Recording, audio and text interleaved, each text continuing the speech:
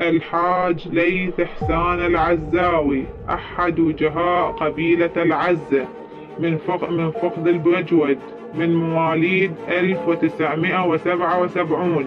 نشأ وترعرع في قضاء الخالص شمال شرق محافظة ديالى، من منطقة ريفية وهي جديدة الأغوات، وحاليا يسكن منطقة حي الحسين في قضاء الخالص. حاصل على شهادة الإعدادية. ترأس رابطة شباب قبيلة العزة في قضاء الخالص سنة 2021. تنصب بموافقة أبناء عمومته في الأمور التي تخص أمورهم، ويمتاز بالشجاعة والكرم وحسن الخلق.